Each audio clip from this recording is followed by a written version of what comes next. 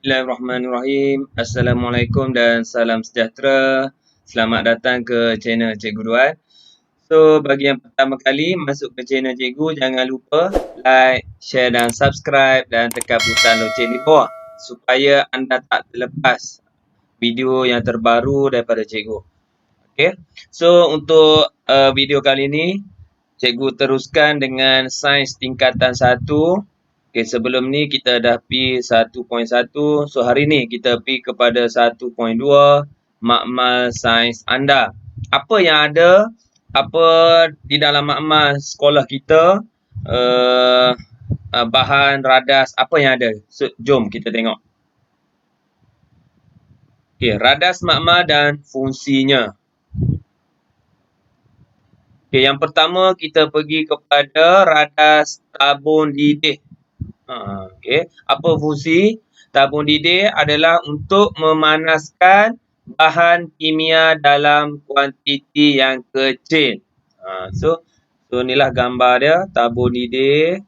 So, kita panaskan bahan kimia dalam tabung didih ni. So, biasanya dalam kuantiti yang kecil sahaja. So, kita guna tabung didih. Itu yang pertama. Ingat, tabung didih.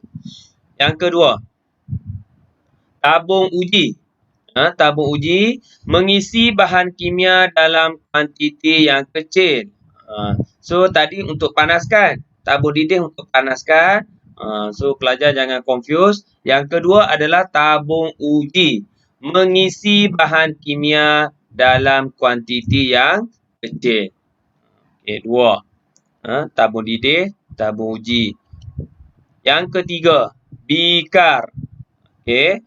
So, bikar untuk mengisi bahan kimia dalam kuantiti yang besar. Okay. So, tabung didih, tabung uji, kuantiti yang kecil. So, kuantiti yang besar adalah kita guna bikar. Okay. Mengisi bahan kimia. Seterusnya, kelalang kun. Ni bentuk dia, kelalang kun. So, bawah dia bentuk kun ni. So, fungsinya untuk mengisi bahan kimia dalam kuantiti yang besar. Okey, mengisi bahan kimia dalam kuantiti yang besar. Seterusnya, kelalang dasar leper. Ni. So, yang ni, kelalang dasar leper ni kita boleh letak atas meja. Dia tak tumbang lah. Ni, leper. Fungsinya adalah untuk mengisi bahan kimia dalam kuantiti yang besar. Mengisi bahan kimia dalam kuantiti yang besar. Okay, seterusnya silinder penyukat. Ni bentuk silinder penyukat. Yang ni dia ada senggak-senggak ni. Okay, bacaan dia ni. So, apa fungsinya? Untuk sukat isi padu cecair. Okay, ingat. Ni nama dia silinder penyukat untuk sukat isi padu cecair. Okay, seterusnya, biurek. Ni bentuk biurek. Okay. Biurek fungsinya untuk menyukat isi padu cecair dengan tepat. Okay. Sama juga macam silinder tapi yang ni lebih tepat. Pipet. Seterusnya, pipet. Menyukat isi padu cecair yang tetap. Okay. So, yang ni yang tetap. So, bentuk dia panjang macam ni. So, ada gelembung di tengah-tengah. Okay. So, ingat pipet. Sukat isi padu tetap. Seterusnya, tungku kaki 3. So, makmal kalau melibatkan pemanasan. So, yang ni lah sangat penting. Kita guna tungku kaki 3. Untuk menyokong radas semasa pemanasan. Seterusnya, kasa dawai. Membantu menyebarkan haba dengan sekata semasa pemanasan. Ni. So, bentuk dia jaring ni. Ni kita panggil dia kasa dawai. Seterusnya, corong turas. Ni bentuk dia ni. Macam nak isi minyak apa semua ni. Ni. Corong turas. So, tapi yang kat magma kita tak isi minyak. Okey, menuras atau menapis, pepejal tak larut daripada campuran. Seterusnya, balang gas. Ni balang gas. Untuk mengumpul gas. Okey, seterusnya kaki retort ataupun retort stand. Ni. Macam apa? Nak gigit buaya ke apa ni. So tolong ingat panjang ni. So nama dia kaki retort. Untuk memegang atau menyokong sesuatu radas. Seterusnya, piring sejat. Ni nama dia piring sejat. Untuk tujuan penyejatan. Okey. So habis radas-radas di makmal. So kita pergi kepada simbol bahan berbahaya di dalam makmal. So kamu bila masuk di makmal, ke makmal tak boleh sewenang-wenangnya ambil buka tudung botol, reagen dan sebagainya, hidulah, tak boleh. Ada benda yang boleh, ada benda yang tak boleh pegang dan sebagainya. So tolong ikut arahan daripada cikgu. Okey. So kebanyakan bahan kimia yang kita gunakan dalam makmal saiz berbahaya. Okey. Kita mesti perhatikan simbol amaran pada botol bahan kimia dengan teliti sebelum menggunakannya untuk mengelakkan kemalangan. So tengok simbol kat botol tu barulah tak bahaya. Simbol bahan berbahaya di dalam makmal. Ni contohlah lithium, sodium, potasium. So yang ni adalah logam reaktif ni. Sesetengah bahan kimia seperti kalium, lithium boleh bertindak balas jika terdedah kepada udara. Okey. Oleh itu, bahan kimia tersebut perlu disimpan di dalam minyak parafin. So, tak boleh expose terdedah dengan udara. So, dia bubuh simpan dalam minyak parafin. Okey, kita pergi kepada simbol-simbol amaran.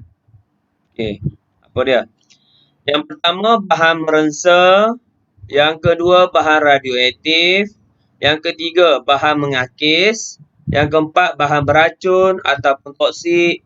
Dan yang kelima, bahan mudah meletup. Kita pergi satu-satu. Okey. Last, bahan mudah terbakar. Okey, kita tengok. Bahan merensa. So, simbol dia X. Ni. Simbol dia pangkah ni. So tolong ingat, pelajar-pelajar tolong ingat, pangkah ni simbol bahan merensa. Contoh kat sini kloroform. Bahan kimia yang merensa boleh menghasilkan wap atau wasap yang dapat memedihkan mata, hidung dan tekak. So wap tu boleh bagi pedih mata, hidung dan sebagainya. Merensa. Sakitlah. Elakkan daripada menghidu wap atau wasap. Gunakan bahan kimia tersebut di dalam kebuk wasap. So, biasanya kalau eksperimen melibatkan bahan merensa, kita buat di dalam kebuk wasap. Contoh kloroform dan amonia. So, yang ni dua contoh bahan merensa. Okey, yang kedua. Bahan radioaktif. Ni simbol dia radioaktif ni. So dekat mana pelajar nampak simbol ni? Kat mana? Cuba teka. Okey. So siapa yang pernah pergi hospital ataupun klinik yang ada bilik X-ray dan sebagainya, so ada sebelum X-ray dekat terpampang dekat muka pintu dia, ni simbol dia. So nama simbol ni adalah bahan radioaktif. Bahaya ke tak? Jom kita tengok. Bahan radioaktif mengeluarkan ataupun menghasilkan sinaran radioaktif yang dapat menyebabkan kanser. So sinaran ni kita nampak tak? Tak nampak. Sebab itulah jangan gatal-gatal buka pintu kalau ada simbol ni, buka pintu tengok. So tak mau. Takut satu hari nanti kita akan kena kanser. Minta jauh. Okey, contoh uranium dan plutonium. Tu contoh uranium dan plutonium. bahan radioaktif. Yang ketiga, bahan mengakis. Ni simbol dia.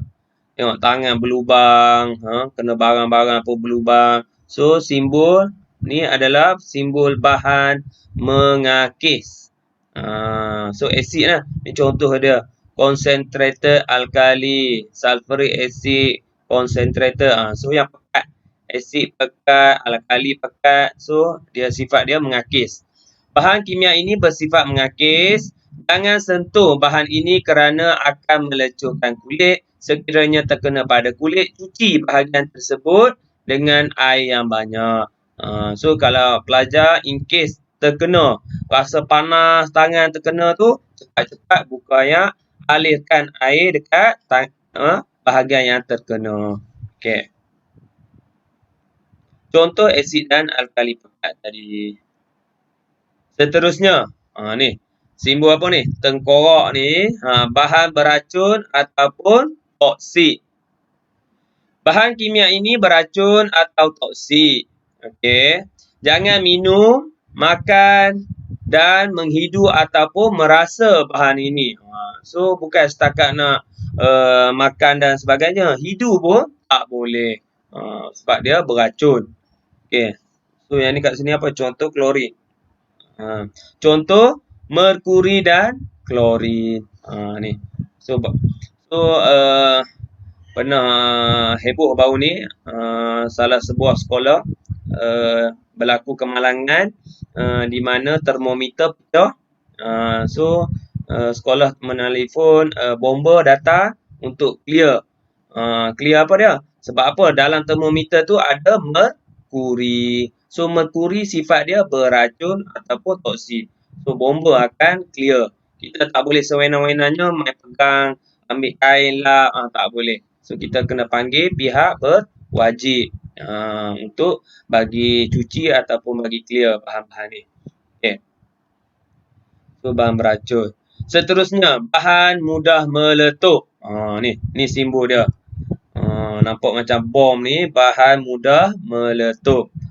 Ni contoh apa dia? Butane, hidrogen. Bahan kimia ini mudah meletup. Gunakan bahan ini mengikut arahan dengan cermat. Contoh, hidrogen gas dan butana gas. Ni. Contoh dia, gas butana dan hidrogen. So, mudah meletup. Okey. Last sekali, bahan mudah terbakar. Ni simbol api, bahan mudah terbakar. Okey. Bahan yang mudah menguap dan terbakar. Jauhkan bahan ini daripada sumber api ataupun haba. Gunakan bahan ini mengikut arahan dengan cermat. Contoh, alkohol dan petrol. Ni. Alkohol dan petrol mudah terbakar. Okey, seterusnya kita pergi kepada peraturan dan langkah-langkah keselamatan di dalam makmal. Okey. So, kalau pelajar-pelajar tingkatan 1, kalau cikgu suruh bergerak ke makmal, terus sampai ke makmal terus masuk ke macam mana? Kalau cikgu, in case cikgu sains masa tu tak ada di dalam makmal, so patut ke kamu masuk terus? So jom kita tengok. Peraturan dan langkah. Untuk mengelakkan kejadian yang tak diingini, kita perlu sentiasa mematuhi peraturan dan langkah keselamatan di dalam makmal. Okey, peraturan di dalam makmal. Yang pertama, jangan masuk ke dalam makmal tanpa kebenaran. So, kalau cikgu tak suruh masuk, jangan masuk. Duduk, berdirilah dekat luar makmal. Okey, tu yang pertama. Yang kedua, jangan mulakan eksperimen sebelum diarahkan oleh guru. So, sepanjang kita buat eksperimen, selagi cikgu sains tak bagi kebenaran, kamu boleh mula sekarang. So, selagi itulah kita jangan gatal-gatal tangan nak try buat dah. Jangan. Tunggu arahan daripada cikgu. Yang ketiga, baca arahan dan fahami arahan eksperimen terlebih dahulu. Okey, so step-step prosedur sepatutnya pelajar-pelajar tahu dah. Lepas ni nak buat apa, lepas ni buat apa. So biasanya cikgu akan buat demonstrasi Okey, untuk eksperimen yang berbahaya, cikgu akan buat demonstrasi. Lepas tu, kemungkinan kalau ada bahan cukup, tak bahaya apa semua, barulah pelajar boleh buat. Okey. Gunakan semua bahan kimia dan peralatan dengan betul dan cermat. Okey. Kalau nak sukat isi padu cecair, so nak guna apa? Contoh tadi bahan baradah tadi. Silinder penyukat ke, tabung didih ke, tabung uji ke. So ambil radah yang betul. Okey. Peraturan di dalam makmal. Okey. Dilarang minum, makan dan bermain-main di dalam makmal. Okey. So, pelajar-pelajar tingkatan 1 kena tekankan yang ni. So, cikgu pun selalu tekankan peraturan ni sebab apa? Pelajar tingkatan 1 ni dia lebih kepada ada lagi perangai orang kata kebudak-budakan. So, duk berlari sana, berlari sini. So, yang ni tak mau. So, dilarang minum, makan dan bermain-main. Yang ni tak mau. Okey. Seterusnya, dilarang mengeluarkan peralatan dan bahan kimia dari makmal. Okey, sebab itulah beg galas, beg sekolah kamu tak dibenarkan bawa masuk ke dalam makmal. Okey. So, in case kalau bawa beg, senang dia seluduk barang, bahan kimia dan sebagainya. So, tak mau beg di luar, dilarang mengeluarkan peralatan dan bahan kimia dari makmal. So, tak mau ambil sebab apa? Pelajar-pelajar lain, adik-adik kita pula nak guna. Okey. Kembalikan peralatan dan bahan kimia ke tempat simpanan asal jika dialihkan. Okey. Letak tempat asal.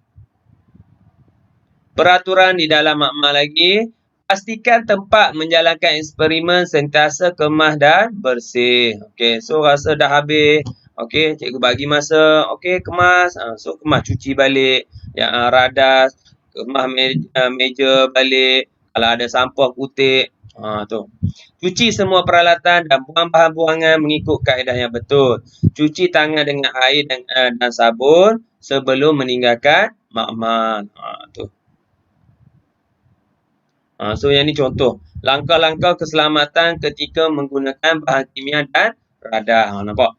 Jangan halakan hujung tabung uji ke arah diri sendiri atau orang lain. Ni nampak dia main-main ni.